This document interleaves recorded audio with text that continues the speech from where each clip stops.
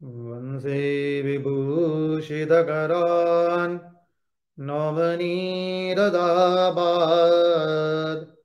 पीताम्बरात् अरुणबिम्बफलादरुष्ठात् पूर्णेन्दुसुन्दरमुखात् अरविन्दनेत्रात् कृष्णात् परम् किमपि तत्त्वम् अहं न जाने। कृष्णात् परम् किमपि तत्त्वम् अहं न जाने। वृन्दावनेश्वरि तवैव पदारविन्दम् प्रेमामृतैक मकरन्दरसौगपूर्णम् हृदयपदं मधुपतेः स्मरतापमुग्रम् निरवापयत् परमशीतलमाश्रयामि। निरवापयत् परमशीतलमाश्रयामि। स्वस्ति श्रीगणेशाय नमः। श्रीसरस्वत्यै नमः। श्रीगुरुभ्यो नमः। नारायणं नमस्कृत्य नरं चैव नरोत्तमं देवीं सरस्वतीं व्यासं ततो जयमुदीरये। ॐ स्थापकाय च धर्मस्य सर्वधर्मस्वरूपिणे अवतारवरिष्ठाय रामकृष्णाय ते नमः। कृष्ण कन्हैया लाल की जय। भक्तवत्सल भगवान की जय। वृंदावन बिहारी लाल की जय।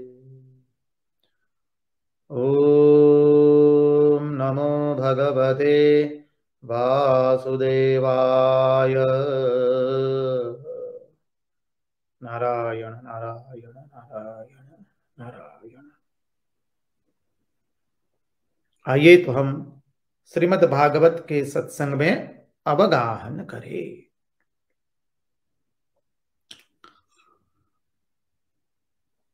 हम पिछले सत्संग में देखे थे नारद जी और व्यास ऋषि का संवाद। अब नारद जी व्यास ऋषि के पास आए। नारद जी ने व्यास ऋषि को कहा, पूछा, हे महामुनि व्यास, आप सकुशल तो है ना? तब व्यास ऋषि उसके उत्तर में कहते, हे महामुनि नारद, आप सब जानते हैं मेरे हृदय में अशांति है, उससे भी आप अज्ञात नहीं है।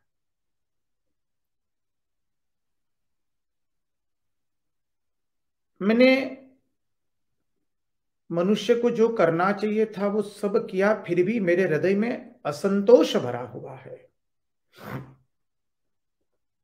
इस असंतोष का कारण मुझे बताइए।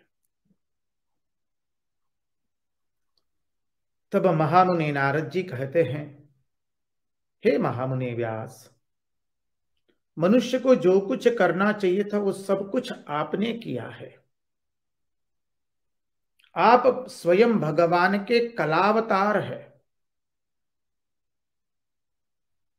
आपने वेदों को 4 भाग में विभाजित किया, ब्रह्मसूत्र नामक ग्रंथ की रचना की उपनिषदों को समझने के लिए। 17 पुराण की रचना की, महाभारत जैसा महान ग्रंथ लिखा,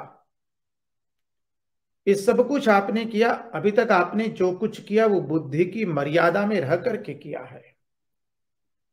अब हृदय की भावना से श्रीमद् भागवत का वर्णन कीजिए।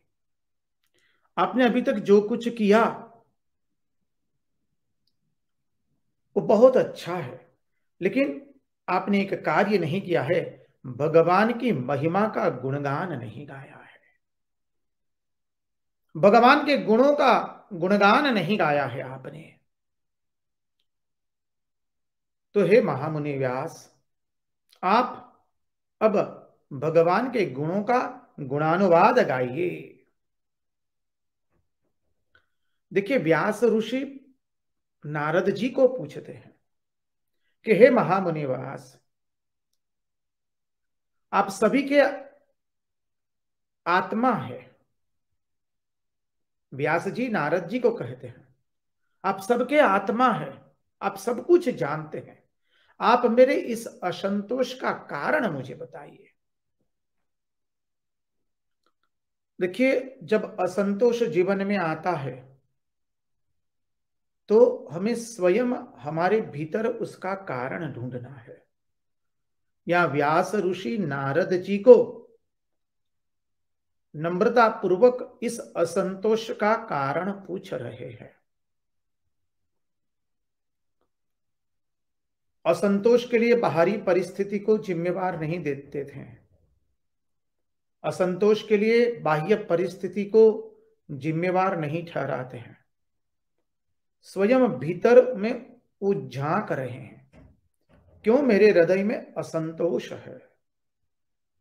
और नारद जी भी सुंदर उत्तर देते हैं, आपने भगवान के गुणों का गुणानुवाद नहीं किया है, परिणाम स्वरूप आपके हृदय में असंतोष है। दूसरा कारण यह भी है, व्यास ऋषि तो जगत का कल्याण करने के लिए आए हैं। अब जब जगत की सेवा करने के लिए आए हैं तो सेवा से यदि संतुष्ट हो जाएंगे तो कैसे कार्य चलेगा। भगवान की लीला एक होती है, उसके अर्थ अनेक होते हैं। यह नारद जी के हृदय में जो असंतोष है उसका कारण यह है, और उसका निराकरण नारद जी करते हैं। किस तरह से? क्योंकि अब भागवत की रचना करवानी है भगवान वेद व्यास से, इसलिए कहा कि भगवान के गुणों का गुणानुवाद कीजिए। देखिए, यदि हम भगवान के गुणों का गुणानुवाद नहीं करेंगे तो हम लोग क्या करेंगे? या तो संसार के गुणानुवाद करेंगे, संसार का गुणगान गाएंगे, या तो स्वयं का गुणगान गाएंगे।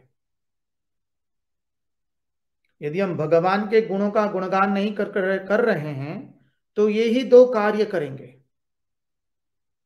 या तो संसार का गुणगान गाते रहेंगे या तो स्वयं का गुणगान गाते रहेंगे। और स्वयं का गुणगान गाएंगे तो क्या होगा? आत्मश्लाघा उत्पन्न होगी, अहंकार बढ़ेगा, और संसार के गुणगान गाते रहेंगे तो बोले राग और द्वेष बढ़ेगा। राग द्वेष भी हमें अशांति देता है, और स्वयं का गुणगान गाने से जो अवस्था होती है तो वो क्या है? बोले स्वयं का गुणगान गाने से हमारी अहंकार बढ़ता है, आत्मश्लाघा बढ़ती है। दोनों से हमें शांति कभी मिलने वाली नहीं है।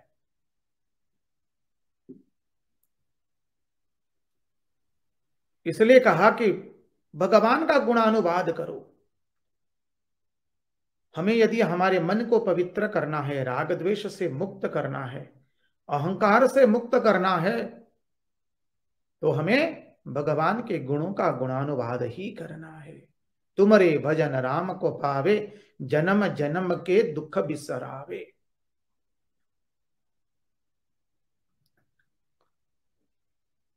देखिए, महात्मा लोग बहुत सुंदर समझाते हैं। हमने कुछ बहुत अच्छी पंक्ति लिखी हो या बहुत कुछ अच्छा लिखा हो, भाषा की दृष्टि से बहुत सुंदर हो, व्याकरण की दृष्टि से अत्यंत सुंदर हो, छंद की दृष्टि से भी अत्यंत सुंदर हो, पर उसमें भगवान के गुणों का गुणानुवाद नहीं है, तो फिर वहां कौवे ही बैठेंगे। कौवे बैठेंगे मानी कौवे कैसे हैं? काले हैं, मांसभक्षी पक्षी है, अर्थात वहां भोग प्रधान व्यक्ति ही बैठेंगे। वहां कभी हंस हंसी की जोड़ी नहीं बैठेंगे। और भले ही हमारी रचना में व्याकरण ठीक न हो, छंद भी ठीक न हो, भाषा भी ठीक न हो, परंतु उस रचना में यदि भगवान के गुणानुवाद गाए गए हैं तो महात्मा लोग उसे पसंद करते हैं। महात्मा लोग कहते हैं अरे ये बहुत ही सुंदर है क्योंकि इसमें भगवान का गुणानुवाद गाया है। स्थूल दृष्टि वाले मनुष्य पद को देखते हैं और सूक्ष्म दृष्टि वाले मनुष्य पदार्थ को देखते हैं। जो व्याकरण छंद भाषा में रह जाए वो स्थूल दृष्टि वाले हैं, और जो उसके गुणार्थ को पकड़े, उसके भाव को पकड़े, मर्म को पकड़े, उसमें जो भगवान के गुणानुवाद गाए हैं उसको पकड़े, वो लोग पदार्थ को देखते हैं। पद जो है वो अपराविद्या का सूचक है और पदार्थ जो है वो पराविद्या का सूचक है। इसलिए महात्मा लोग सुंदर समझाते हैं। देखिए, हम भगवान श्री रामकृष्ण देव के रामकृष्ण कथामृत को देखें तो मूलतः वो भगवान श्री रामकृष्ण देव बंग भाषा में बोले हैं, और जो बंग भाषा के जानकार है, जिनकी वो मातृभाषा है, वो लोग अच्छी तरह से जानते हैं कि श्री रामकृष्ण देव की भाषा एकदम गांव की भाषा है। मास्टर महाशय की भाषा बहुत भद्र भाषा है, और मास्टर महाशय ने श्री रामकृष्ण देव की भाषा को अक्षरशः लिखा है। वो भाषा एकदम गांव की भाषा है, उसमें व्याकरण छंद भाषा शुद्धि वो सब कुछ भी नहीं है, परंतु उसमें भगवान के गुणानुवाद को गाया है और भगवान स्वयं वो भाषा बोले हैं। क्या बताते हैं भगवान? अरे आपकी भाषा कैसी भी हो, उसमें व्याकरण हो न हो, छंद हो न हो, शुद्ध भाषा हो या न हो, आपका भाव शुद्ध होना चाहिए और आप भगवान के गुणानुवाद गाने चाहिए, तो महात्मा लोग उसी को ही पसंद करते हैं। यही तात्पर्य बताया है। इसलिए कहा महामुनि नारद जी ने, ओ महामुनि व्यास, आपका तो बंधन छूट गया है, आप तो मुक्त हो चुके हैं। आप यदि अब और किसी का गुणगान गाएंगे भगवान को छोड़ करके तो नाम रूप के प्रपंच में पड़ जाएंगे। हमारी दशा यही होती है हम सब की। देखिए, यदि हम भगवान के गुणानुवाद नहीं गाते हैं तो संसार की चर्चा करेंगे। संसार में क्या हो रहा है, राजनीति में क्या हो रहा है, अर्थव्यवस्था में क्या हो रहा है, समाज व्यवस्था में क्या हो रहा है, या तो दूसरी चर्चा, पड़ोसियों की चर्चा, वो नहीं करेंगे तो स्वयं के बारे में बातचीत करते हैं। जानते हैं हमने तो ये किया वो किया, इतने प्रवचन दिए, इतनी जगह गए, हाँ हमने इतने इतने कार्य किए, क्या क्या नहीं किया। आत्मश्लाघा बढ़ेगी, अहंकार बढ़ेगा। और यदि हम भगवान के गुणानुवाद नहीं गाएंगे तो यही करेंगे, तो किसमें हम फंस गए? नाम और रूप में फंस गए। जानते हम कौन है? जानते हैं हम कौन से पद पर आसीन हैं? बस। और एक बार नाम रूप में हम फंस गए, और एक कैसे फंसते, हम सब फंसे हुए, हम जानते हैं अच्छी तरह से। और जो व्यक्ति नाम रूप में फंस जाता है उससे फिर निकलना संभव नहीं होता है। और नाम रूप और प्रपंच में क्यों फंसे? क्योंकि हमने भगवान के गुणानुवाद का गुणगान नहीं गाया है। हमने भगवान के गुणों का गुणानुवाद नहीं किया है। इसलिए कहा कि मानव आओ, सब कुछ छोड़ करके भगवान के गुणों का स्मरण करो, भगवान के लीला का चिंतन करो, भगवान का स्मरण करो। अब कहते हैं, नारद जी स्पष्ट भाषा में बता देते हैं आगे व्यासदेव को। व्यास जी को कहते, क्योंकि नारद जी महात्मा है। महात्मा लोग जब कोई बात बताते हैं तो किसी से कुछ छुपाते नहीं है, जो जैसा है वैसा ही बता दिए जाते हैं, क्योंकि महात्मा को तो किसी से कुछ लेना देना नहीं है ना, किसी से कुछ स्वार्थ का संबंध नहीं है। तो नारद जी ने व्यास ऋषि को स्पष्ट भाषा में कह दिया, देखिए महामुनि व्यास, लोगों को, सामान्य और निम्न स्तर के व्यक्तियों को भी आपको धर्म की ओर लाना था, तो आपने थोड़े अधर्म की छूट भी दे दी। कैसे? तो बोले आपने थोड़ी पशु हिंसा का भी छूट दे दिया। पशु हिंसा करने का परिणाम स्वरूप क्या हुआ? लोग मांस भक्षी हो गए और सुरापान करने लगे, क्योंकि उन लोगों को भी आप धर्म में लाना चाहते थे।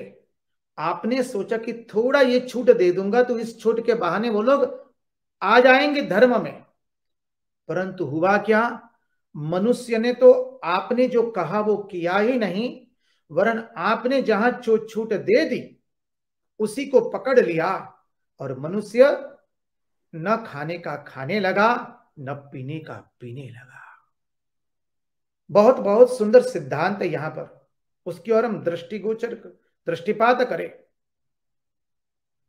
देखिए, मनुष्य की वासना के अनुसार जब उसको कुछ कहा जाए करने को तो मनुष्य तुरंत कर देता है, लेकिन मनुष्य की वासना के विपरीत यदि कुछ उसको कहा जाए करने को तो वो तुरंत करता नहीं है। महात्मा लोग सुंदर समझाते हैं। जैसे बोले, किसी उदाहरण के रूप में देखे, किसी ने कह दिया, अरे भाई आज तो दान करने से बहुत पुण्य मिलने वाला है, आज आप जितना हो सके दान कीजिए, बहुत पुण्य मिलेगा। और दूसरे महात्मा ने कह दिया, अरे आज एकदम दान मत करना, आज दान करने से आप नरक में चले जाएंगे। तो सामान्य मनुष्य उसी उपदेश को ग्रहण कर लेंगे जहां पर कहा है कि आज दान मत करना, दान करने से आज आप नरक वास करेंगे। क्यों? क्योंकि सामान्य मनुष्य धन का लोभी होता है और कृपण होता है, इसलिए उसके मन को जो भाया कि आज दान नहीं करना चाहिए, दान करने से नरक में जाएंगे, बस उसको वो पकड़ लेगा।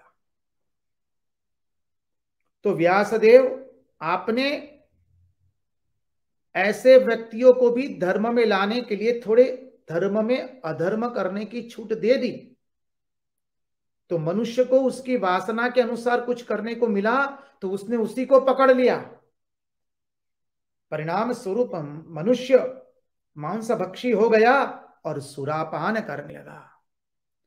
आपने सोचा था कि जैसे मछली को फंसाया जाता है उसी तरह से मनुष्य को फंसा करके उससे मैं उसको धर्म की ओर ले जाऊंगा, लेकिन वह हुआ नहीं। कैसे? तो सुंदर सिद्धांत है। देखियो, जो मछुआरा होता है वो मछली को कैसे फंसाता है? बोले जाल में थोड़ा लड्डू लगा देता है और वो लड्डू की लालच से मछली आती है और फिर धीरे से मछुआरा जाल को बंद कर लेता है, सिकुड़ लेता है। तो व्यासदेव, आपने मनुष्य को धर्म में लाने के लिए उसको थोड़ी अधर्म की छूट दी, सोचा कि मनुष्य को थोड़ी इतनी छूट देंगे तो वो धर्म में आ जाएगा, लेकिन वह हुआ नहीं। और मनुष्य ने बस उसी को पकड़ लिया जहां आपने थोड़ी छूट दी थी। आपने जो धर्म समझाया उसकी ओर मनुष्य का मन नहीं गया।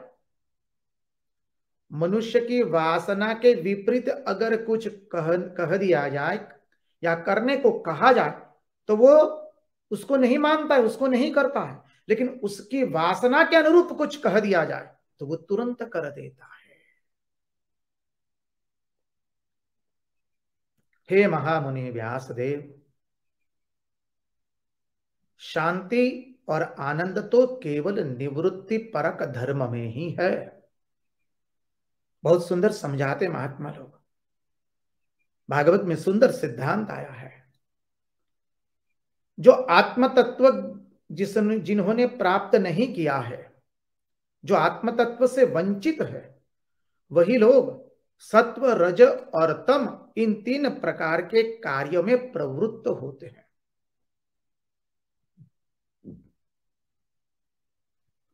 कहते हैं, देखिए, यदि कोई अपना धर्म छोड़ करके भगवान के चरणारविंद की उपासना करे, भगवान के चरणारविंदों की भक्ति करे, और मान लीजिए उसकी भक्ति परिपक्व नहीं हुई, उसके पहले ही उसका यदि शरीर छूट गया, वो पतित तो हो गया, मान लीजिए भक्ति परिपक्व होने से पहले ही वो पतित तो हो गया भक्ति के मार्ग में ही, तो क्या होगा? उसका अकल्याण होगा? बोले बिल्कुल नहीं। अभी तक उसने जो भगवान की भक्ति की है, वो भगवान की भक्ति उसे आगे ले जाएंगी। उस पतित अवस्था से बचाने के लिए केवल उसको भगवान की भक्ति का ही सहारा मिलेगा। भले वो भगवान के चरणारविंदों की उपासना कर रहा है, सर्वधर्मान परित्यज्य मामेकम शरणम व्रज अहम त्वाम सर्व पापेभ्यो मोक्षयिष्यामि मा शुचः। अपना सब कुछ छोड़ करके वो भगवान की भक्ति कर रहा है और भक्ति में परिपक्व नहीं हुआ, परिपक्व होने से पहले ही उसका पतन हो गया, पतित हो गया। तो उस पतित अवस्था से भी बचाएगा कौन? उसने जो भगवान की भक्ति की है वही बचाएगी उसको। इसलिए भगवान गीता में भी कहते हैं, न मे भक्त प्रणश्यति। भगवान ने कहा दिया अर्जुन को। अर्जुन ने प्रश्न किया, प्रभु यदि कोई साधन भजन करते करते ही साधना के मध्य में ही उसका यदि शरीर चला जाए तो उसकी क्या गति होगी? बोले मेरे भक्त का कभी विनाश नहीं होता है। उसने जो साधन भजन किया है वही साधन भजन उसे आगे बचाएगा। यह अद्भुत अनुपम सिद्धांत है। देखिए आगे सुंदर सिद्धांत समझाया है श्रीमद् भागवत के अंतर्गत। हम लोग जो कहते हैं कि भाई हमने सुख के लिए प्रयत्न किया तभी हमको सुख मिला, उस सिद्धांत को थोड़ा तर्क बुद्धि से, थोड़ा गहन बुद्धि से थोड़ा उसका चिंतन करें। हम लोग जीवन में कोई दुख नहीं चाहते हैं। सिद्धांत यह है कि सुख दुख अपने आप ही आता है और अपने आप ही चला जाता है। हम लोग इस अहंकार बुद्धि से इतने ग्रसित है, अज्ञान से इतने ग्रसित है कि हम सोचते हैं कि सुख और दुख, विशेष करके सुख के रचयिता हम हैं।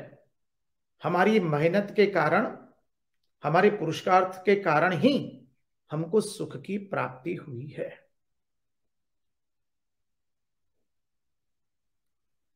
जबकि सिद्धांत है सुख दुख अपने आप आता है। मात्रा स्पर्शास्तु कौन्तेय शीतोष्ण सुख दुखदा आगमा पायिनो नित्यास्तां स्थितिक्षस्व भारत।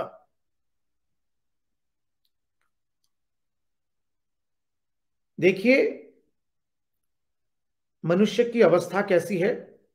जैसे कोई अज्ञानी मनुष्य, कोई पागल गंगा जी के किनारे खड़ा है और वो सोच रहा है कि गंगा जी को वो प्रवाहित कर रहा है। अरे गंगा जी तो अपने स्वतः से ही प्रवाहित हो रही है, उसको कोई प्रवाहित नहीं कर सकता है। वैसे ही महात्मा लोग कहते हैं कि सुख दुख तो अपने आप आते रहते हैं। हम में से कोई दुख नहीं चाहता है, हम में से कोई दुख के लिए प्रयत्न भी नहीं करता है, और दुख की निवृत्ति के लिए हम कितना प्रयत्न करते हैं, फिर भी क्या दुख कभी मिटता है हमारा? कभी नहीं मिटता है। हम कितने भी प्रयत्न करें कि दुख को भगाने के लिए, लेकिन जब दुख आना है तब आ जाता है और चला भी जाता है।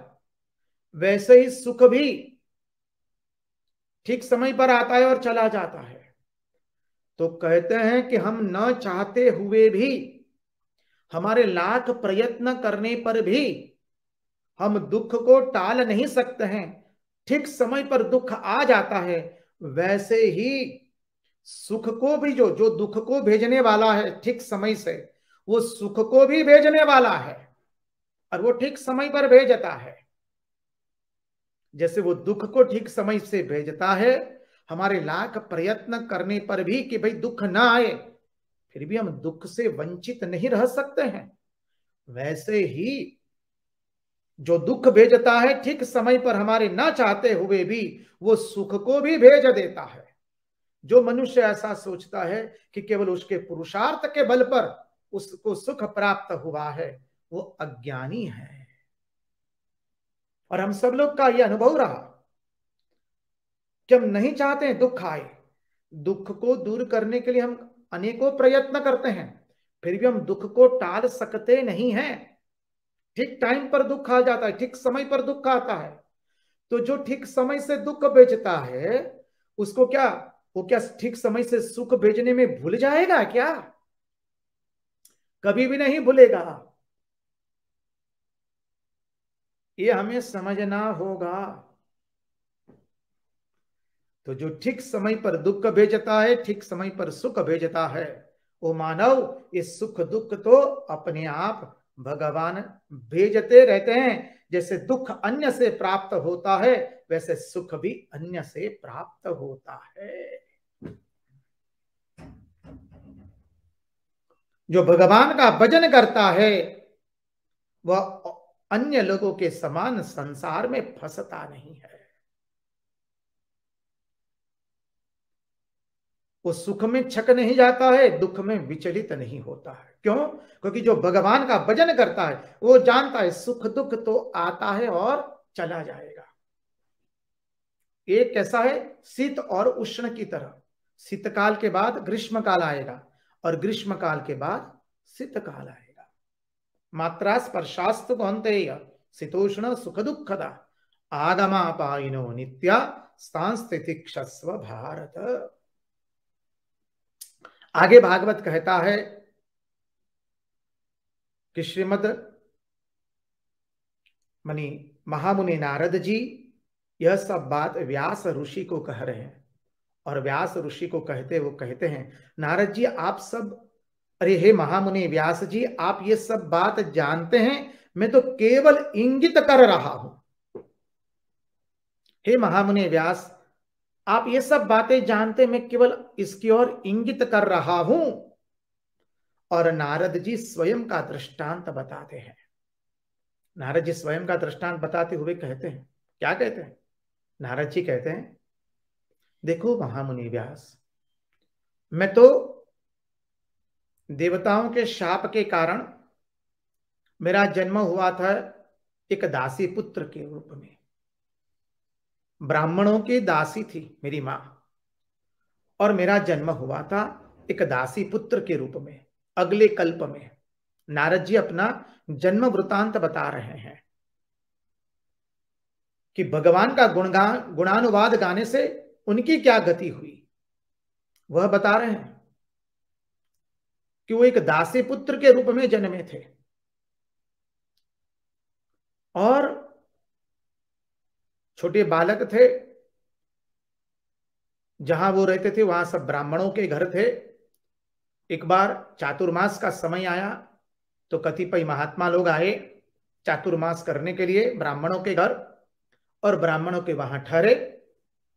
और हर रोज ये महात्मा लोग चातुर्मास में भगवान की कथा करते थे, और सभी लोग आकर के सुनते थे।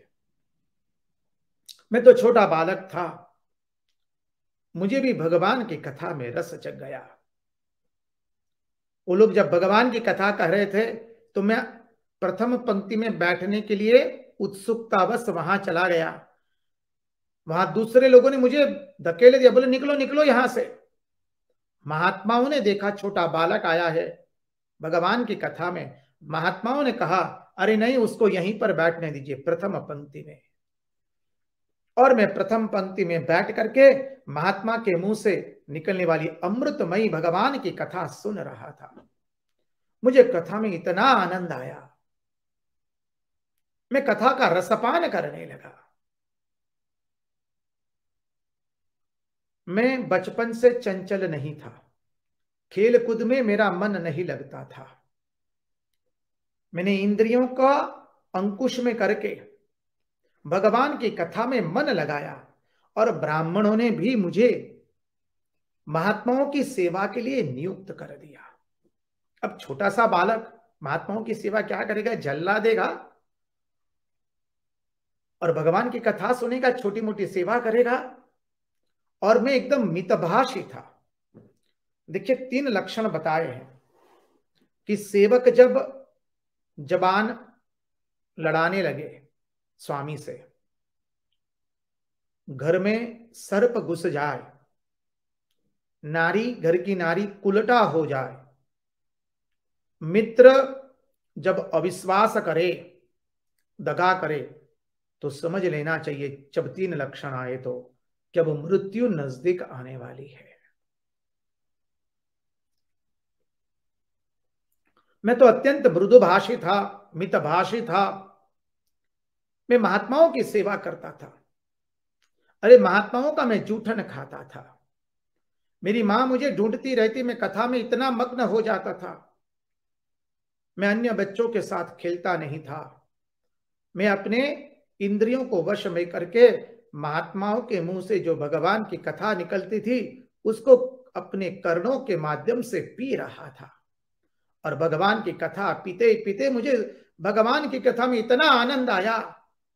श्री कृष्ण गोविंद हरे मुरारे हे नाथ नारायण वासुदेव। भगवान की कथा में मुझे अत्यंत आनंद आया। मैं उसमें समय का भान भूल जाता था, अपने शरीर की सुध बुध भी भूल जाता था। मेरी मां मुझे ढूंढती रहती थी कलेवा करवाने के लिए। मैं सारा दिन भगवान नाम स्मरण करता रहता था। अब महात्माओं के साथ 4 महीना रहा। महात्माओं का संग करने के कारण, अरे महात्माओं का जूठन खाने के कारण मेरे में भगवत भक्ति जागृत हो गई और मुझे अनुभव होने लगा कि सब जगत जो है, ये प्रपंच जो है, एक प्रपंच सत्य नहीं है। सत्य तो एकमात्र भगवान है। इस समग्र प्रपंच जो कार्य कारण है, तो एक कार्य जो है कारण में जैसे विलीन हो जाता है। एकमात्र परमात्मा ही सत्य है, जगत सत्य नहीं है। मेरे हृदय में भगवान की भक्ति उदित हो गई, जागृत हो गई। मेरे मन में जो राग द्वेष काम क्रोध लोभ मोह मद एवं मात्सर्य ये षड रिपु थे, उसका दहन हो गया। मेरा मन पवित्र हो गया। मुझे प्रतीत होने लगा कि ये जगत और कुछ नहीं है, तो हमारे मन का ही, मन की चंचलता के कारण ही प्रपंच है। यहां सुंदर सिद्धांत है, हम उसका श्रवण करें। देखिए, जब हमारा मन चंचल होता है तभी हमें यह प्रपंच दिखता है। समाधि में प्रपंच नहीं दिखता है। उतना ही नहीं, जब हमारा मन पूर्ण रूप से एकाग्र हो जाता है तब भी हमें प्रपंच दिखता नहीं है। प्रपंच में कब दिखता है? जब हमारा मन चंचल होता है। मन की चंचलता के कारण ही प्रपंच दिखता है। और मन जैसा मन होता है इसी तरह से हम जगत को देखते हैं। इसलिए जगत का अस्तित्व कब तक है, ये प्रपंच का अस्तित्व कब तक है? जब तक हमारे मन की चंचलता है तब तक। चंचल मन में ही प्रपंच भासता है। तो नारद जी कहते हैं कि परमात्मा स्वरूप में, मैं ब्रह्म स्वरूप में स्थूल सूक्ष्म कार्य कारण सबका सब मुझे दिखने लगा। उस भगवान में ही सब कुछ समाहित होते हुए मुझे दिखाई देने लगा। समग्र प्रपंच भगवान में ही समाहित होते हुए मैं देखने लगा। इस प्रकार 4 महीने तक मैं मैंने महात्माओं का संग किया, सारा दिन महात्माओं के साथ रहता था, महात्माओं का अनुग्रह मुझे मिला, महात्माओं की सेवा करने का सद्भाग्य मुझे मिला। परिणाम स्वरूप मुझे उस परम तत्व मान ये जगत जो है, ये प्रपंच, उसके मूल स्वरूप में समाहित होते हुए दिखाई देने लगा। 4 महीने के पश्चात महात्मा लोग चातुर्मास पूर्ण होने के कारण विदाई लेने लगे। मैंने महात्माओं के चरण पकड़ लिए, मुझे आपके साथ ले चलिए, मैं आप लोगों के बिना रह नहीं पाऊंगा। महात्मा ने कहा, देखो बालक, तुम्हारी उम्र अभी बहुत कम है, तुम्हारी आयु भी कम है, और तुम्हारे पर एक जिम्मेवारी है, तुम्हारी एक मां है। जब तक वो जिम्मेवारी है तब तक तुम हमारे साथ नहीं चल सकते हो। हाँ, जब जिम्मेवारी खत्म हो जाए तब तुम पूर्व दिशा में प्रयाण करना। मैंने कहा कि मैं कृष्ण कथा के बिना नहीं रह पाऊंगा, भगवान की कथा के बिना रह नहीं पाऊंगा। आपने 4 मास मुझे जो इतना अद्भुत आनंद दिया है, अब उस आनंद के बिना मैं रह नहीं पाऊंगा, मुझे आप लोगों के साथ चलना है। महात्माओं ने कहा, नहीं बालक, अभी तुम्हारी आयु कम है, तुम्हारी पर जिम्मेवारी भी है मां की। जब मां की जिम्मेदारी पूरी हो जाए, पूर्व दिशा की ओर प्रयाण करना। और महात्मा लोग चल दिए। महात्माओं ने जो सुंदर जाते समय मुझे मंत्र दिया, बहुत सुंदर मंत्र है। ओम नमो भगवते तुभ्यं वासुदेवाय धीमहि प्रद्युम्नाय अनिरुद्धाय नमः संकर्षणाय च। ये मंत्र देकर महात्मा लोग गए नारद जी को। अब नारद जी कहते हैं कि हे व्यास जी, मैंने तुमको तीनों तापों से मुक्ति का उपाय बता दिया। तीनों तापों से मुक्ति का उपाय क्या है? एकमात्र सतत भगवन नाम स्मरण करते रहने का, वही एकमात्र मुक्ति का उपाय है। हम जो भी कर्म करें, उस कर्म को बोले ब्रह्मार्पणम की बुद्धि से करें। यत करोषि यदस्नासि यज्जुहोषि ददासि यत यत पश्यसि कौन्तेय तत्कुरुष्व मदर्पणम। हम जो भी कर्म करें भगवद अर्पण करके करें। अरे शुभ कर्म भी भगवान को अर्पण करे, अशुभ कर्म भी भगवान को अर्पण करे। शुभाशुभ फलई रेवम मोक्ष से कर्म बंध नहीं। भगवान ने खुद कहा कि शुभ और अशुभ कर्म दोनों मुझे अर्पण करो। हम जो भी कर्म करें वो भगवान को अर्पण करके करेंगे, तो फिर क्या होगा? उस कर्म के फल से, उस कर्म के बंधन से हम मुक्त हो जाएंगे। यत करोषि यदस्नासि यज्जुहोषि ददासि यत यत पश्यसि कौन्तेय तत् कुरुष्व मदर्पणम। शुभाशुभ फलैरेवम मोक्ष से कर्म बंधने। शुभ देने वाले और अशुभ फल देने वाले, शुभ फल देने वाले और अशुभ फल देने वाले दोनों कर्म बंधन से मुक्ति मिल जाएगी तुमको, जब दोनों कर्म तुम भगवान को अर्पण करोगे। महात्मा कहते हैं इसलिए हमको दोनों कर्म भगवान को अर्पण करना है। हमें निष्ठापूर्ण कर्म करके भगवान को अर्पण करना है। इसलिए भगवान ने कहा, तुम चिंता मत करो जीव, तुम कितने भी पापी हो, अपि चेत्सु दुराचारो भजन्ते माम अनन्य भाग साधुरेव समन्तव्य सम्यग व्यवसितो हि सः। और भी कहा, अपि चेदसि पापेभ्यः सर्वेभ्यः पापकृत्तमः। पापकृत्तम तुमने कितने भी खराब पाप किए हो, तुम आओ मेरी भजन करो। अपि चेदसि पापेभ्यः सर्वेभ्यः पापकृत्तमः। अपि चेदसि, अपि चेत्सु दुराचारो भजन्ते माम अनन्य भाग, दोनों में कहा भगवान ने। तुम कितने भी पापी हो, बस एक बार तय कर लो, जो किया है वो अब नहीं करेंगे, और मेरी शरण ले लो, मेरा स्मरण करो सदैव, तो मैं तुम्हें इससे मुक्त कर दूंगा। ये भगवान की वाणी है। महात्मा लोग, नारद जी को जो मंत्र बताया वो हमने उसका चिंतन किया। नारद जी उस मंत्र का जप करने लगे। अब क्या हुआ, व्यास ऋषि पूछते, हे महामुनि नारद, जब वो महात्मा लोग चातुर्मास पूर्ण करके चले गए तब क्या हुआ? तो नारद जी उसके उत्तर में बताते हैं, जब महात्मा लोग चातुर्मास पूर्ण करके चले गए तब मेरी उम्र केवल 5 वर्ष की थी, और मैं सतत भगवान नाम स्मरण करता रहता था। महात्माओं ने जो मंत्र दिया था उसी का स्मरण कर रहा था। देखिए, यहां पर सिद्धांत है कि जब हम सच्चे हृदय से, सच्ची भक्ति से भगवान को पुकारते हैं तो भगवान क्या करते हैं, हमारे लिए हमारा रास्ता अत्यंत सहज सरल बना देते हैं। भगवत मार्ग में जो बाधाएं आती है भगवान उसको दूर कर देते हैं। ये भगवान की महिमा है।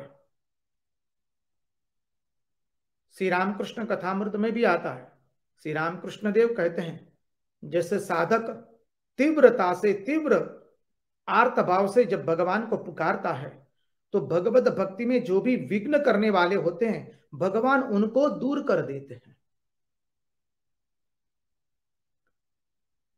साधक का मार्ग परमार्थ में सहज हो जाए, उसके लिए उसके मार्ग में जो बाधाएं होती है उसको भगवान स्वयं दूर कर देते हैं। नारद जी कहते हैं, मैं 5 वर्ष का बालक था, भगवत भजन करता रहता था। एक दिन क्या हुआ, मेरी माता संध्या के समय गौशाला में गाय दोहने के लिए जा रही थी। संध्या का समय था, मां को पता नहीं चला, अचानक उसका पांव एक विषैले सांप के ऊपर में गिर गया और उस सांप ने तुरंत मां को दस दिया और मां के प्राण वही चल बसे।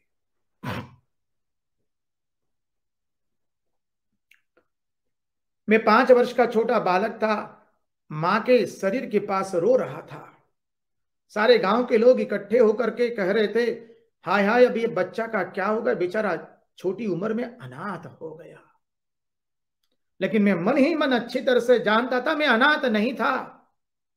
मेरे पास तो जगत के नाथ वासुदेव का मंत्र है, मेरे पास तो भगवान श्री कृष्ण है, मैं अनाथ नहीं हूं। अरे मेरी माँ, मेरे परमार्थ की यात्रा में मेरी माँ के प्रति मेरी जो जिम्मेवारी थी, भगवान ने वही जिम्मेवारी पूर्ण कर दी। जैसे मेरी माँ की मृत्यु हो गई, मेरा परमार्थ का रास्ता और आसान बन गया। माँ की मृत्यु के संस्कार करके फिर मैं, महात्माओं ने जैसा कहा था, मैंने पूर्व दिशा में आरंभ कर दिया प्रयाण मेरा, और पूर्व दिशा में चलना शुरू किया। देखिए, संसार में जब जो कुछ छूटता जाए उसमें भगवान की कृपा समझने की है। हम संसार में आए, अनेकों लोगों को लेकर के आए, अनेकों के साथ आ रहे, धीरे धीरे सब छूटते जा रहे। हमारे कितने मित्र चल गए, कहते ने, हमारे कितने स्वजन छोड़ के चले गए। इस संसार का नियम है, जो छूटता जाए उसमें भगवान की कृपा मान करके परमार्थ के मार्ग में अग्रसर होने का याद रखिए। अपने मन को राग द्वेष में फंसाने का नहीं। यहां जो छूटता जाए ठीक है, वो भगवान की कृपा है मान करके आगे बढ़ने का। बलू थयु भागी जंजाड़, बजीसु सुखे श्री गोपाल। अच्छा हुआ, सब जंजाल खत्म हो गई, हम आनंद से भगवान का स्मरण करेंगे। सामने से किसी की मृत्यु चाहना वो अच्छी बात नहीं है। हमारे अर्थ को अनर्थ न किया जाए। अपने आप जो चल दिए, बोले अच्छा हुआ। जितने छूटते गए, आगे आएगा।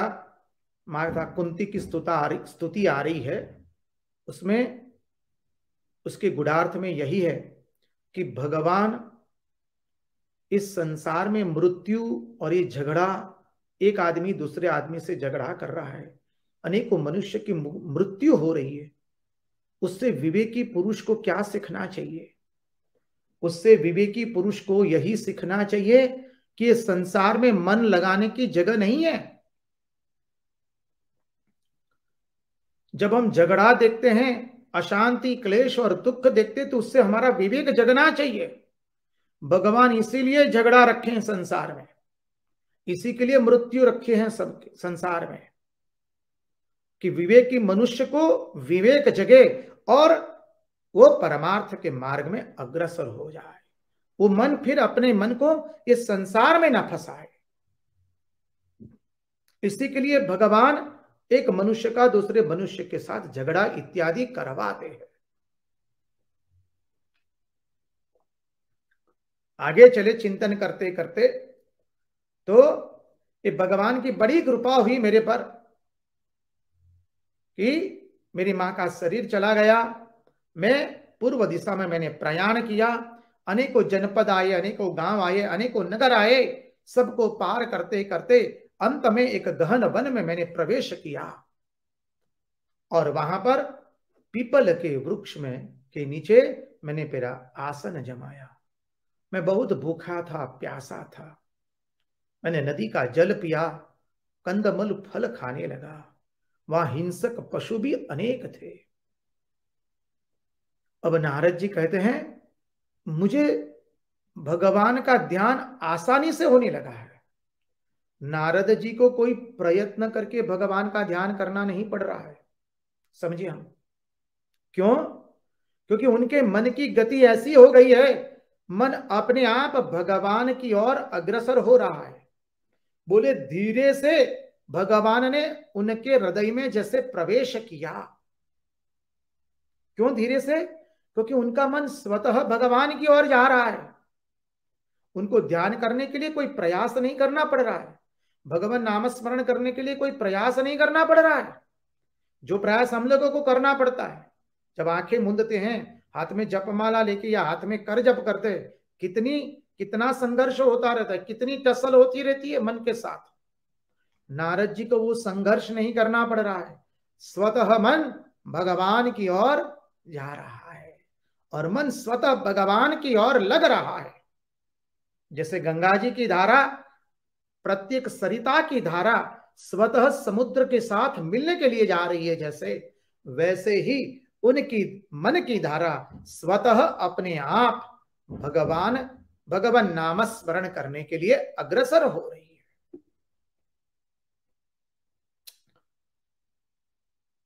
नारद जी कहते हैं कि मुझे इतना सुंदर आनंद आया, मेरे हृदय में भगवान का दर्शन होने लगा। मुझे भगवान का अद्भुत दर्शन मिला, मेरा हृदय पुलकित हो गया, आनंद से मैं नृत्य करने लगा। और जहां भगवान के चरण कमलों का मैंने दर्शन किया, मेरे नेत्रों से अश्रुधारा बहने लगी, मेरे आनंद की कोई सीमा नहीं रही। मैं कितनी देर अचेतन रहा मालूम नहीं है, मुझे भगवान के दर्शन में अत्यंत आनंद आने लगा। शांताकारं भुजगशयनं पद्मनाभं सुरेशं विश्वाधारं गगनसदृशं मेघवर्णं शुभांगं लक्ष्मीकान्तं कमलनयनं योगिविद्यानगम्यं वन्दे विष्णुं भवभयहरं सर्वलोकैकनाथम्। शुक्लांबरधरं विष्णुं शशिवर्णं चतुर्भुजं प्रसन्नवदनं ध्यायेत् सर्वविघ्नोपशान्तये। नारद जी को भगवान का अद्भुत दर्शन हुआ, दर्शन में आनंद मग्न थे और इतने में देखते अचानक दर्शन बंद हो गया भगवान का। नारद जी अत्यंत व्यथित हो गए, अरे सुंदर भगवान का दर्शन हो रहा था, ये दर्शन अचानक बंद कैसे हो गया? नारद जी कुछ समझ नहीं पाए। नेत्र खुले, जब होश में आए तो भगवान का दर्शन नहीं हो रहा है। नारद जी अत्यंत कल्पांत करने लगे, भगवान को प्रार्थना करने लगे कातर भाव से, भगवान प्रभु आपका दर्शन क्यों अचानक बंद हो गया? तब भगवान ने ही आकाश वाणी के माध्यम से नारद जी को कहा, हे महामुनि नारद, अब तुम्हें मेरा दर्शन नहीं होगा। अब तुम केवल मेरा भजन करते रहो, क्योंकि अभी कषाय बाकी है। भगवान ने कहा कषाय क्या है? बोले यही काम क्रोध लोभ मोह मद मात्सर्य एवं अविद्या, यही कषाय है। बोले अभी भी थोड़ी मन की शुद्धि बाकी है। जब तक वो मन की शुद्धि पूर्ण रूप से नहीं होगी, तब तक तुम्हें मेरा निरंतर दर्शन नहीं होता रहेगा। और कहा कि तुम नारद चिंता मत करो, अब इस जन्म में तो तुम्हें दर्शन नहीं होंगे, लेकिन अगले जन्म में, आने वाले जन्म में तुम सदैव मेरे साथ रहोगे। तुम जब चाहो तब मैं तुम्हें दर्शन दूंगा, मैं सदैव तुम्हारे साथ रहूंगा। आकाशवाणी ने अभय वचन दिया नारद जी को। नारद जी आनंदित हो गए, पुलकित हो गए। अब भगवान ने एक ही बार दर्शन देके बंद क्यों कर दिया? नारद जी कहते हैं कि शायद मुझ में अहंकार था कि मैं भगवान की भक्ति करके, तपस्या करके, अपने स्वयं के परिश्रम के बल पर भगवत दर्शन प्राप्त करूंगा। अब मनुष्य अपने बल पर भगवान का दर्शन नहीं कर सकता है। भगवान कोई बाजारू चीज नहीं है जो हम साधन के द्वारा भगवान के दर्शन प्राप्त कर सके। मां शारदा देवी भी यह कहती है, हमारी श्रुति भगवती, श्री रामकृष्ण देव, आचार्य, सभी संत महापुरुष एक स्वर से कहते हैं कि भगवान कोई बाजारू चीज नहीं है। मनुष्य अपने पुरुषार्थ के बल पर, अपने साधन के बल पर भगवान को प्राप्त नहीं कर सकता है। भगवान की दर्शन तो जब तक भगवान नहीं चाहते हैं तब तक मनुष्य को प्राप्त नहीं होता है, और जब भगवान चाहते हैं तभी मनुष्य को वो दर्शन देते हैं। यहां पर यही बात कही गई है।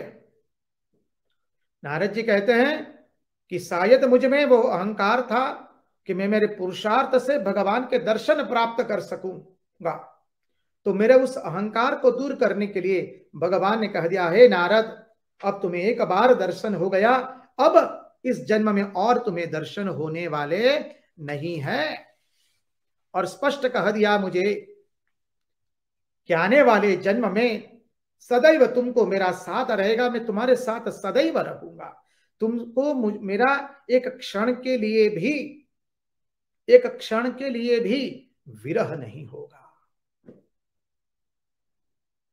बोले इस तरह से मैंने खूब भजन किया, नारद जी कहते हैं। और भजन करके क्या हुआ, मैं फिर से प्रलय के हुआ और मैं ब्रह्मा जी के नासिका से भगवान नारायण में चला गया। और फिर जब फिर से नया प्रलय आया, नया कल्प आया, तो भगवान के मानस पुत्र के रूप में मैं प्रकट हुआ।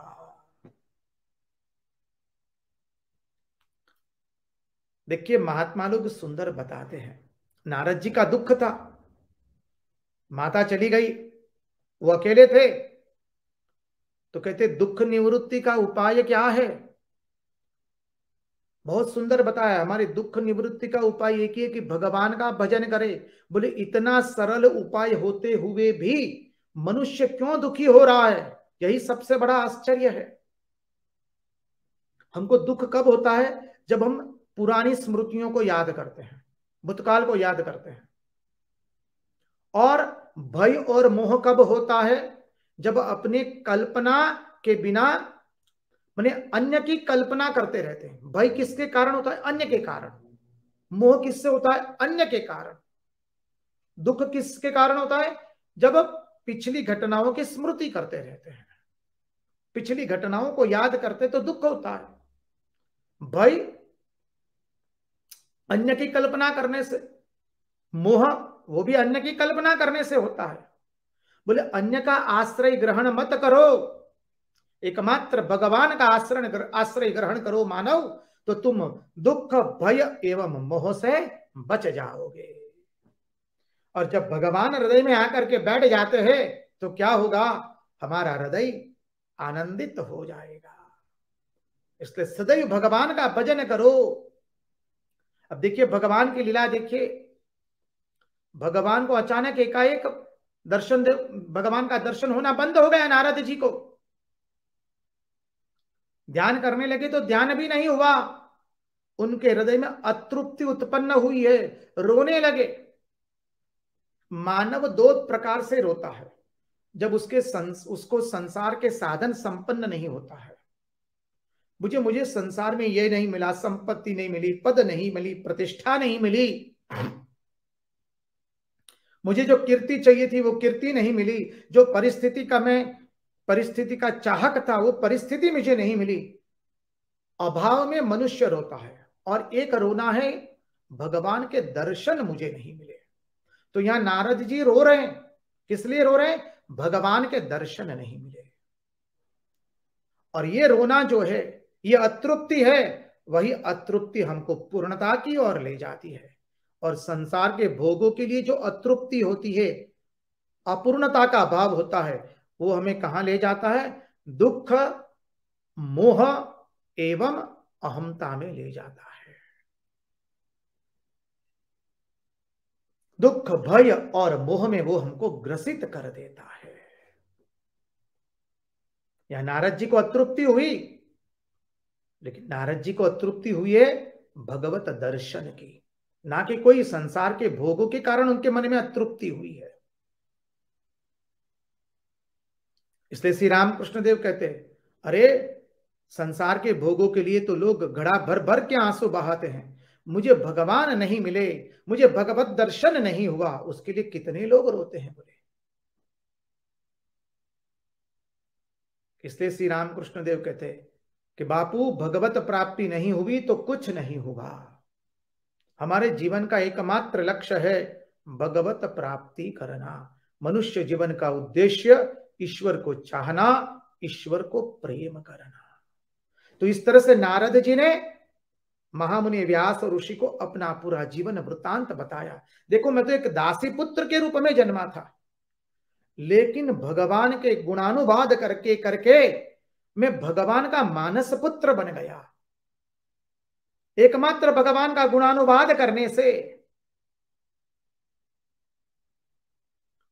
तो हे महामुनि व्यास, अब आप समाधि लगाइए और समाधि में जो भगवान की अद्भुत लीला का दर्शन करते हैं आप, उस दर्शन का, भगवान के उस गुणानुवाद का वर्णन कीजिए, ताकि आने वाला समय में मनुष्य उसका चिंतन करके, पठन करके, उस गुणानुवाद का गान करके अपने मन को भगवान के अंदर में युक्त कर दे।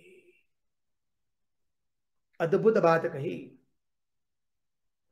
अब नारद जी कहते हैं, हे महामुनि वेदव्यास, आप हृदय की भावना से अब भागवत की रचना कीजिए। अभी आया, नारद जी ने कहा कि दूसरे जन्म में भगवान ने मुझे वीणा दी और अपना मानस पुत्र बनाया, और मैं अत्र तत्र सर्वत्र केवल भगवान के गुणानुवाद गाता रहता हूं। और भगवान के गुणानुवाद गाने में शर्म नहीं करनी चाहिए। हम जिस अवस्था में हो, जिस परिस्थिति में हो, भगवान का गुणानुवाद हमें गाना है। इसलिए नारद जी कहते हैं कि मैं सब समय अपनी वीणा लेकर के गुणगान गाता रहता हूं। श्री कृष्ण गोविंद हरे मुरारे, हे नाथ नारायण वासुदेव। बस भगवान के गुणानुवाद गाने में मनुष्य को किसी भी प्रकार का शर्म नहीं करना चाहिए। श्री रामकृष्ण देव इसलिए कहते हैं, देखो, संध्या के समय ताली बजा बजा करके भगवान का नाम स्मरण करना है। हम जब ताली बजा करके भगवान का स्मरण करते हैं तो हमारे हृदय में जो पाप छुपे हुए हैं वो पाप उड़ जाते हैं। श्रद्धावान लभते ज्ञानम, श्रद्धा है तो प्राप्ति होगी उस फल की, श्रद्धा नहीं है तो उस फल की प्राप्ति होने वाली नहीं है। आओ हम सब मनुष्य महात्माओं के इस अद्भुत कथनों पर पूर्ण विश्वास करके भगवान नाम स्मरण करें। 2 मिनट के लिए हम भगवान नाम स्मरण करें। श्रीमन्नारायण नारायण नारायण, श्रीमन्नारायण नारायण नारायण, श्रीमन्नारायण नारायण नारायण, श्रीमन्नारायण नारायण नारायण, श्रीमन्नारायण नारायण नारायण, सत्यनारायण नारायण नारायण, क्षत्रिय नारायण नारायण नारायण, बदरी नारायण नारायण नारायण, श्रीमन्नारायण नारायण नारायण, जय नारायण नारायण नारायण, हर नारायण नारायण नारायण, श्रीमन्नारायण नारायण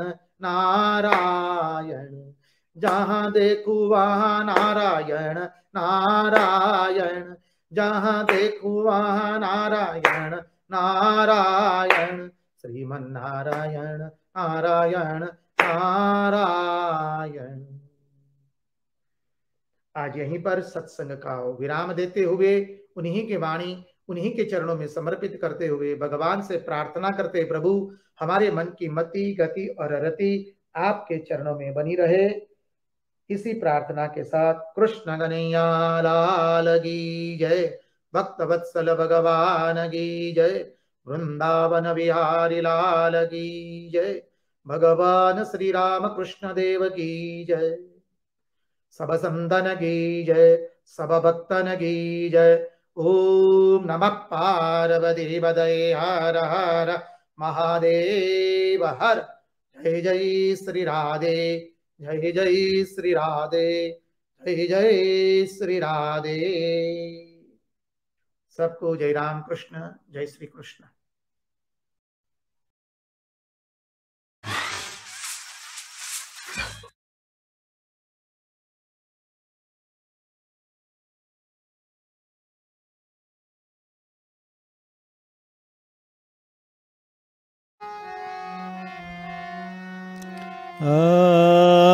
चंडाला प्रतिहतरयो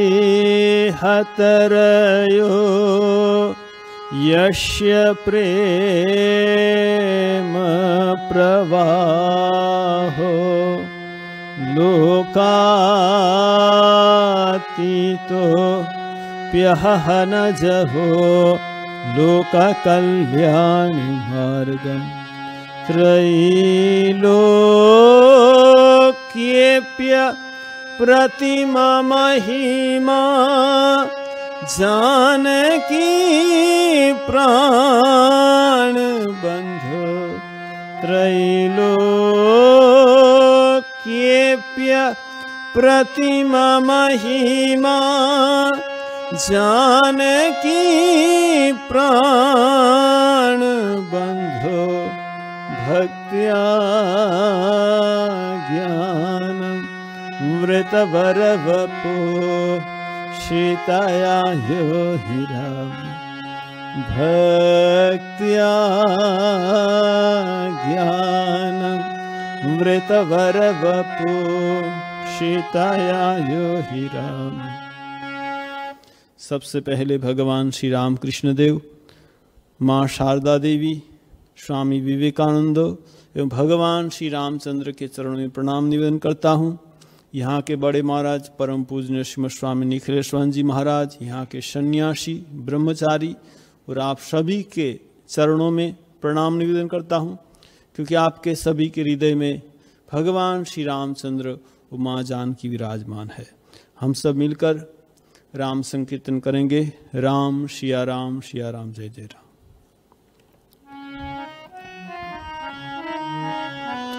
राम सिया राम, जय जय राम। राम सिया राम, जय जय। हो मंगल भवन अमंगल हारी, द्रवहु सुदशरथ अजीर बिहारी। राम सिया राम, जय जय राम। राम हो जनक सुता जग जननी जानकी, अतिशय प्रिय करुणा निधान कीरा। सिया राम जय जय राम राम। भूता के जुगपद कमल मनावो, जाशु कृपा निर्मल मति पाऊरा। सिया राम जय जय राम राम।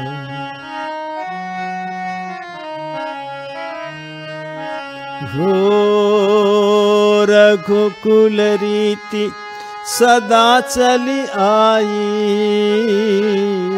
प्राण जाय पर बचन जाईरा। सिया राम जय जय राम राम।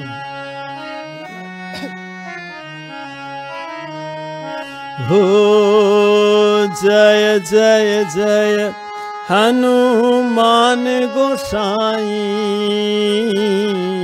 कृपा कर गुरुदेव की नाई। सिया राम जय जय राम राम।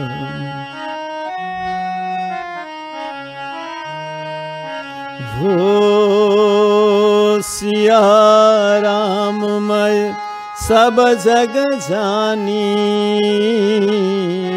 करहु प्रणाम जोरी जुग पानी।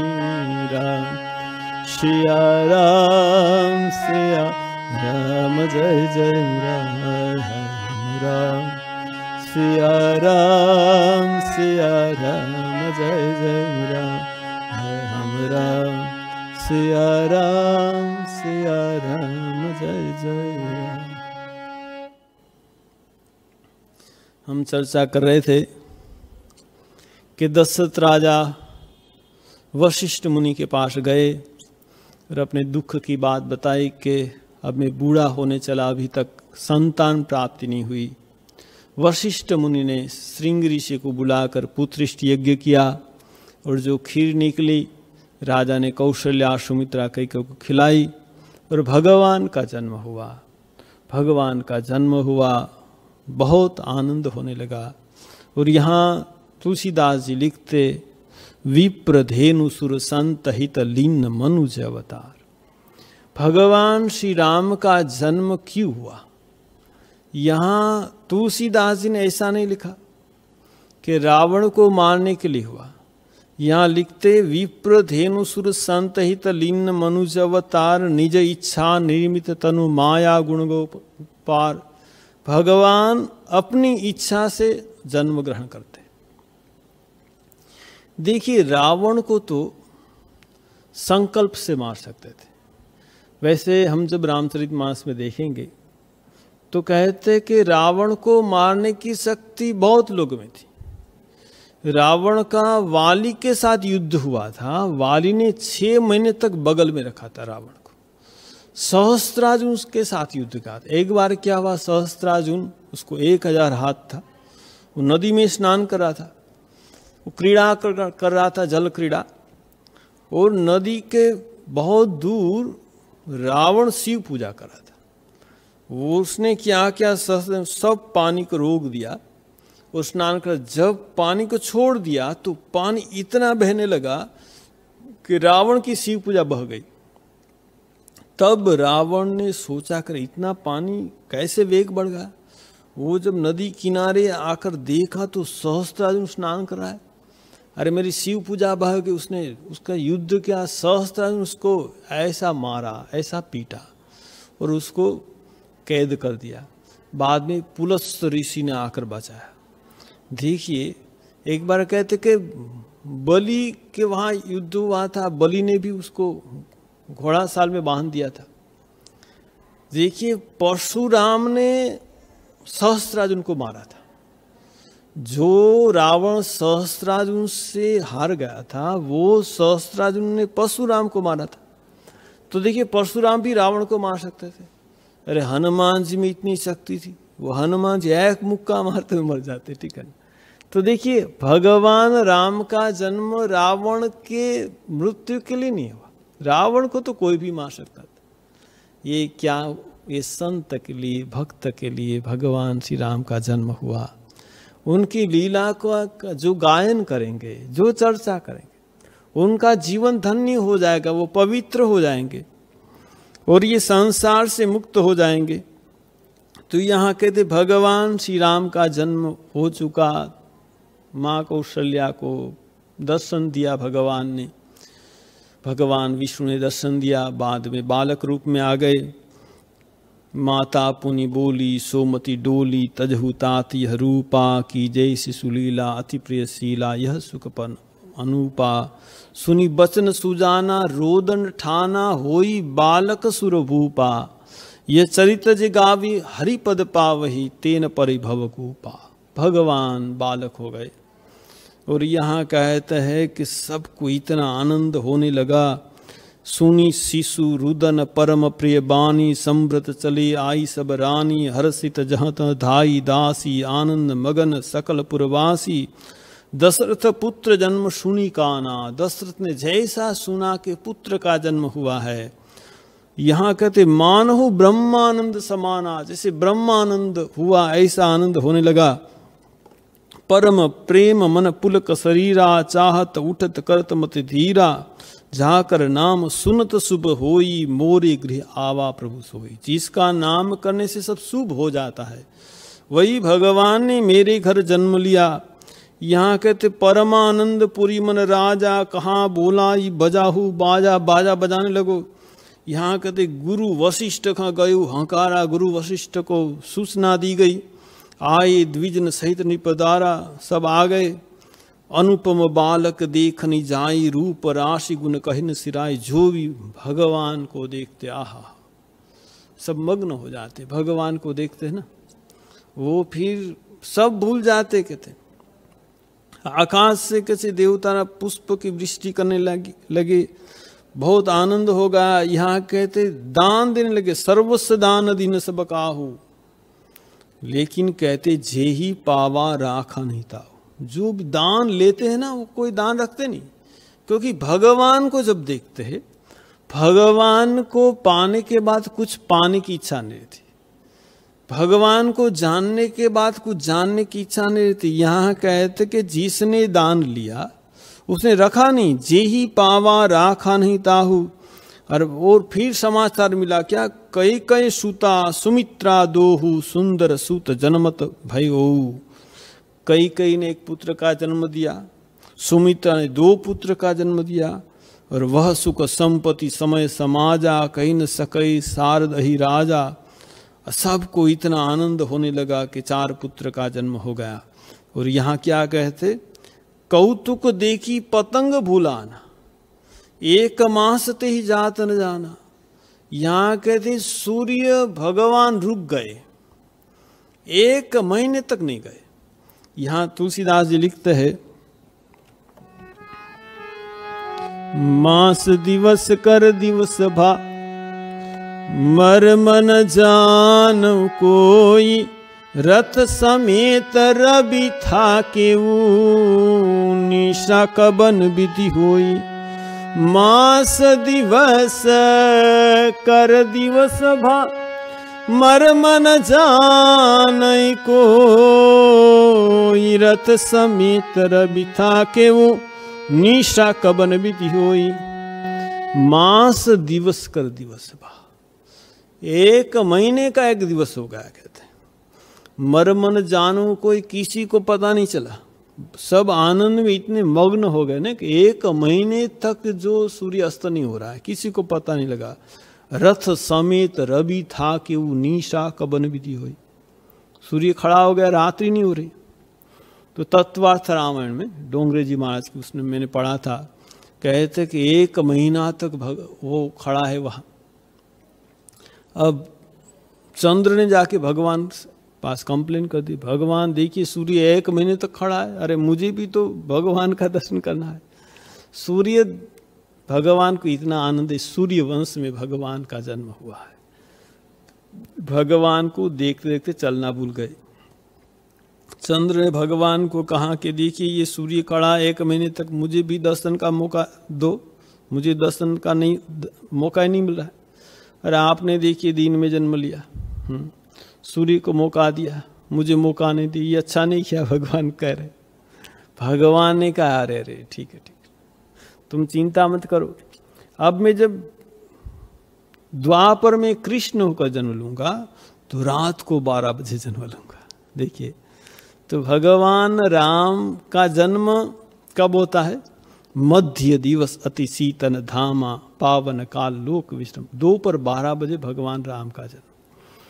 अरे भगवान कृष्ण का जन्म रात को 12 बजे। भगवान राम ने सूर्य को मौका दिया, और भगवान कृष्ण चंद्र को मौका दिया।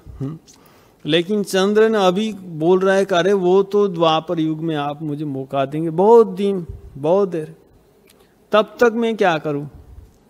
भगवान ने कहा ठीक है तुम चिंता मत करो, अभी से मैं तुमको मेरे नाम के साथ तुमको जोड़ देता हूं। तो रामचंद्र हो गए, ठीक है, चंद्र का नाम उसने जोड़ दिया। देखिए, भगवान राम का जन्म दोपहर 12 बजे, भगवान कृष्ण का जन्म रात को 12 बजे। तो भगवान राम कृष्ण का जन्म कब हुआ? लीला प्रसंग में स्वामी शारदानंद जी लिखते, भगवान श्री राम कृष्ण का जन्म अंतिम प्रहर था, सिर्फ अर्धदंड समय बाकी था, बस ये रात्रि खत्म होने वाली थी, थोड़ी देर पहले भगवान राम कृष्ण का जन्म हुआ और थोड़ी देर के बाद रात्रि खत्म हुई। तो यहाँ कहते भगवान राम कृष्ण देव ने चंद्र को भी वंचित नहीं किया, सूर्य को भी वंचित नहीं किया, दोनों को मौका दिया। इसीलिए भगवान राम कृष्ण, देखिए भगवान राम आए, भगवान कृष्ण आए। भगवान राम ने बहुत राक्षसों को मारा, भगवान कृष्ण भी बहुत राक्षसों को मारा। तो भगवान राम कृष्ण ने क्या किया? यहाँ कहते भगवान श्री राम कृष्ण ने देखा कि राक्षस मेरे आपके अंदर है, काम क्रोध लोभ मोह, ये सब राक्षस है, इसको मारना है। तो इसको हम कैसे मारे? देखिए, स्वामी योगानंद जी ने भगवान श्री राम कृष्ण से प्रश्न पूछा कि काम कैसे जाए। ये सिर्फ योगानंद जी का प्रश्न नहीं, हमारा आपका सबका प्रश्न है। भगवान श्री राम कृष्ण देव ने कहा कि खूब हरि नाम करो, भगवान का नाम करते करते काम चला जाएगा। तो योगानंद जी को उसमें विश्वास नहीं हुआ। उसने सोचा कि हरि नाम तो बहुत लोग करते, क्या काम जाता है क्या? उस समय क्या हुआ, दक्षिणेश्वर में एक नारायण नाम का हठ योगी आया था। वो नेति धोती बहुत प्रकार के आसन प्राणायाम दिखाता था। तो योगानंद जी सोचा था कि भगवान श्री रामकृष्ण देव भी कुछ आसन टासन सिखा देंगे, ऐसे करने से काम चला जाएगा। लेकिन कुछ नहीं सिखाया। इसने सोचा कुछ नहीं जानता, इसलिए हरिनाम करो बोल दिया। तो वो योगानंद जी वो नारायण हठ योगी के पास गए, जो आसन प्राणायाम नेति धोती सिखा रहा था। भगवान श्री रामकृष्ण देखा, अरे वो कहाँ चला गया? देखा वहां खड़ा, अरे हाथ पकड़ा, क्यों यहाँ खड़ा, चलो चलो मेरे साथ। तो योगानंद जी ने सोचा, अच्छा ठाकुर बोल रहे कि हरिनाम करके देखे ना। और कहते बहुत हरिनाम करने लगे, बहुत भगवान का नाम करने लगे, और सचमुच वो काम जय हुए थे योगानंद जी। बाद में एक घटना है, शिवानंद स्मृति कथा में है, शिवानंद जी महाराज बोल रहे हैं कि योगानंद जी काम जयी थे। वो देखने में बहुत अच्छे सुपुरुष थे। एक बार वो जा रहे थे परिव्राजक में, एक ट्रेन के डब्बे में उठे, ट्रेन डब्बे में कोई नहीं था, उड़ गए। उसने सोचा अकेला भगवान का नाम करूंगा। लेकिन क्या हुआ, जब वो ट्रेन चलने लगी, एक स्टेशन पर ठहरी, तो उस डब्बे में एक नाचने गाने वाली एक बाई उठी, वो भी अकेली थी। उसने जब देखा योगानंद जी का बहुत बढ़िया रूप, वो देखकर मुग्ध हो गए। उसने प्रार्थना की कि आप मुझे स्वीकार कीजिए। योगानंद जी कैसे स्त्री को स्वीकार कर सकते? वो तो चुप रहे। अरे मुझे स्वीकार कीजिए। योगानंद जी कुछ नहीं बोला। जो आप मुझे स्वीकार नहीं करेंगे तो मैं हल्ला मचाऊंगा, और ऐसा हल्ला मचाऊंगा सब आके आपको मारेंगे पीटेंगे, आप बदनाम हो जाएंगे। योगानंद जी कुछ नहीं बोल रहे, भगवान का नाम कर रहे। और वो जो बाई जी थी उनके पास शराब की बोतल थी, उसने सोचा कि शराब पीकर बहुत हल्ला मचाऊंगी। और भगवान की देखिए ऐसी लीला, वो शराब पीने लगी। इतना शराब पिया ना, वो नशे में इतनी चूर हो गई कि वहाँ जमीन पर गिर पड़ गई। उसको चिल्लाने का होश ही नहीं रहा, वो तो बेहोश हो गई। जब बेहोश हो गई, दूसरा स्टेशन आया तो योगानंद जी नीचे उतर के चले गए, ठीक, गाड़ी चली गई। तो देखिए योगानंद जी जो काम कैसे जाए, प्रश्न किया था तुरानंद जी ने, प्रश्न किया था काम कैसे मोड़ घुमा दो, जो हमारी जो कामना वासना जो ये संसार के प्रति है भगवान के प्रति हो जाए। तो देखिए भगवान श्री राम कृष्ण देव आए थे कि काम क्रोध लोभ मोह, जैसे हम भगवान का नाम करेंगे, ठाकुर जी कहते जैसे हम पूर्व की ओर जाएंगे पश्चिम पीछे चला जाएगा, जैसे भगवान की तरफ आगे बढ़ेंगे तो वैसे हमारा कामना वासना कम होती चली जाएगी। तो यहाँ हम देखते हैं कि भगवान राम का जन्म हुआ, सबको बहुत आनंद है। और यहाँ कहते भगवान राम ने भगवान सूर्य को मौका दिया और भगवान कृष्ण ने चंद्र को मौका दिया। तो यहाँ कहते हैं कि यह रहस्य काहू नहीं जाना, दिन मही चले करत गुण गाना। ये तो किसी को पता नहीं लगा, 1 महीना चल गया। देखी महोत्सर सुर मुनि नागा, चले भवन वर्णत निज भागा। सब देवता ऋषि मुनि सब आकर भगवान का दर्शन कर रहे। अब ये कथा कौन सुना रहे? भगवान शिव पार्वती को सुना रहे। और कहा कि और एक कहूँ निज चोरी, मैं तुमको एक चोरी की बात बताऊं। चोरी का मतलब क्या है? छुप के करना। तो भगवान शिव ने पार्वती कहा मैंने तुमसे छुप के काम किया। क्या काम किया? और एक कहूँ निज चोरी, सुनु गिरिजा अति दृढ़मति तोरी। तुम्हारी दृढ़मति है पार्वती, इसीलिए कहता हूँ। कागभूषणी संग हम दोवु, मनुज रूप जानने को। कागभूषणी के साथ मैं भी गया था अयोध्या में भगवान राम का दर्शन करने के लिए, कि मेरा इष्ट देव बालक राम है। मनुज रूप जानने को, मनुष्य का रूप धारण कर गए मैं, और कागभूषणी का शिष्य है। भगवान शिव जी चले गए, बड़ी जटा है और बड़ी दाढ़ी है, वो चले गए हैं। और उनका शिष्य है कौन? कागभूषणी, भगवान राम का दर्शन करने के लिए। इतनी भीड़ कहते हैं महल में, जो चाहते बाहर निकलते नहीं। ठीक, भगवान को देखकर सब मुग्ध हो जाते, भूल जाते सब कुछ। अब क्या हुआ? वो तो बाहर खड़े हैं भगवान शिव, और उसने देखा कि क्या किया जाए, अंदर कैसे जाए। एक दासी अंदर जाती थी बाहर निकलती थी, अंदर जाती थी बाहर निकलती थी। तो उसको दासी को बुलाओ, दासी को बुलाया। वो देखिए हम बहुत बड़े महात्मा है, कैलाश पर्वत से आए हैं, बहुत बड़े महात्मा। हम तो भूत भविष्य वर्तमान त्रिकालदर्शी है, सब कुछ बोल सकते हैं, ज्योतिष जानते हैं। ये जो जन्म हुआ ना कौशल्या के बालक का, हम उनका सब भविष्य बता देंगे।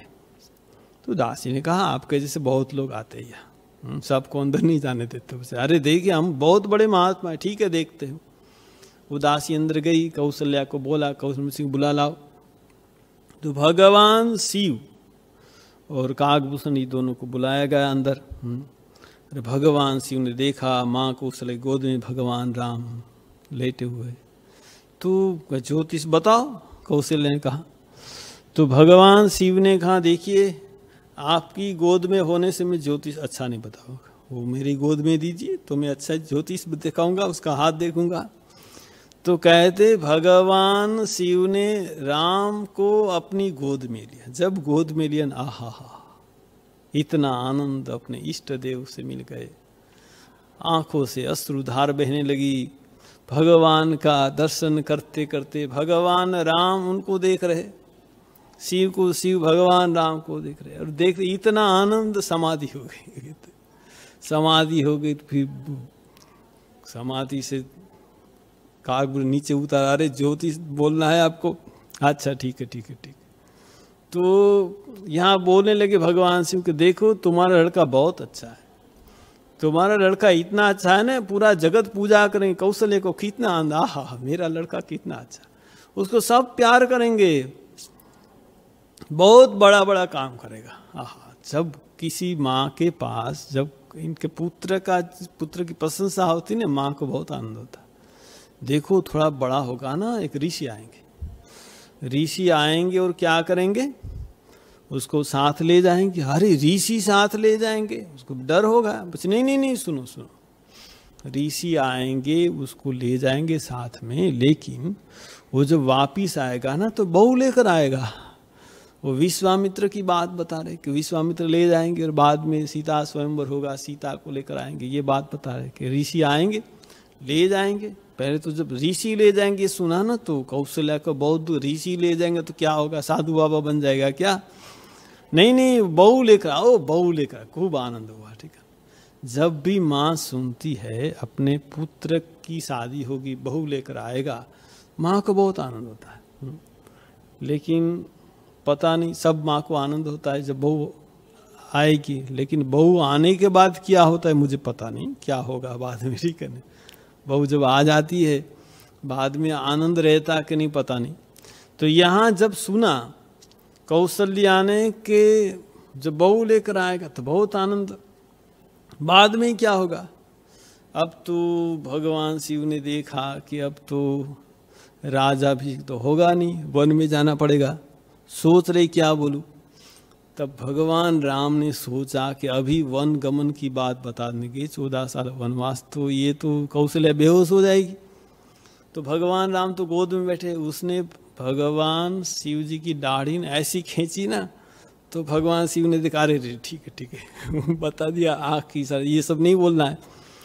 तो भगवान शिव ने कहा, देखिए अब तो बच्चा छोटा है ना, सब रेखा ना अभी सब तो दिखाई नहीं देती, वो जब धीरे धीरे निकलेगी, हम बीच बीच में आएंगे, दर्शन करेंगे, आपको बताएंगे, ठीक है इतना ही पास है।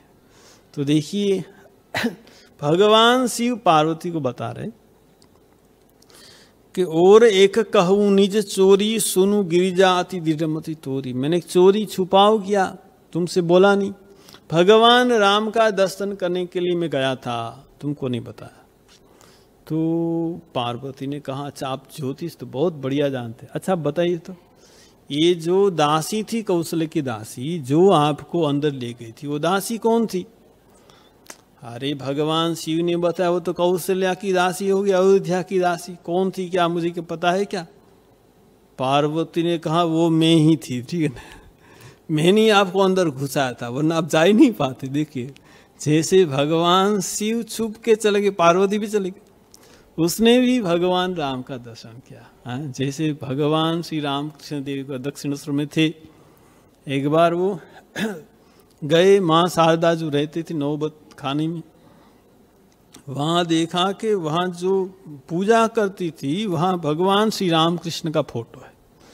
अरे ठाकुर ने कहा, मेरा फोटो तुम पूजा करी हो, ठीक है। तो श्री राम कृष्ण अपने हाथ में फूल लिया और अपने फोटो की पूजा की और कहा कि ये फोटो घर घर में पूजा होगा, ये घर फोटो का। तो देखिए तब माँ शारदा देवी कुछ बोली नहीं। ये मेरी अपनी सोच है कि माँ शारदा देवी मन ही मन मुस्काई होगी और बोली होगी मन ही मन कि घर घर में तुम्हारा फोटो की पूजा सिर्फ नहीं, मेरा फोटो की भी पूजा होगी, ठीक है ना। तो जैसे भगवान शिव को पार्वती कह रही है कि आपने जैसे दर्शन किया, मैं भी गई थी, दासी तो मैं ही थी, वैसे माँ शारदा बोली मन ही मन सोची होगी कि सिर्फ आपकी घर घर में पूजा नहीं, मेरी भी हो। तो यहाँ कहते हैं कि बहुत आनंद है, भगवान शिव को भी बहुत आनंद है। यह शुभ चरित जानी पे सोई, कृपा राम के जहाँ पर होई। यहाँ कहते ये जो शुभ चरित्र है, कौन जान पाएगा, कौन सुन पाएगा, कौन कह पाएगा, कृपा राम के जहाँ पर होई। ये देखिए सचमुच भगवान की कृपा है आप पर, मेरे पर, सब पर। इसीलिए हम भगवान की ये जो कथा है ना उसका गान कर रहे हैं, आप लोग सुन रहे हैं। भगवान की कृपा नहीं होने से नहीं होगा। ये कहते हैं ना कि ये जो सत्संग है ना, बिनु सत्संग विवेक न होई, राम कृपा बिनु सुलभ न सोई। भगवान की कृपा नहीं होने से सत्संग नहीं होता। ये जो सत्संग हमको प्राप्त हो रहा है, आज ये स्वामी निखिलेश्वर जी महाराज ने बहुत बड़ी व्यवस्था की है, ये हम सबको सत्संग मिल रहा है, ये भगवान की कृपा है। बिनु सत्संग विवेक न होई, और सत्संग के बिना विवेक नहीं होता। विवेक होने से क्या हुआ, ये जगत में जगत असत्य है, भगवान ही सत्य है, ये ज्ञान हो जाता है और हमको भगवान के प्रति प्रेम बढ़ता है। तो देखिए हम भगवान के पास यही प्रार्थना करें कि उनकी कृपा हम पर बनी रहे और हम भी ये कृपा जो हो रही उसका अनुभव कर पाए। हम सब मिलकर भगवान राम का संकीर्तन करेंगे। आप सभी से अनुरोध है, आप सब लोग मेरे साथ कीजिए, ये चर्चा को फिर हम आगे बढ़ाएंगे।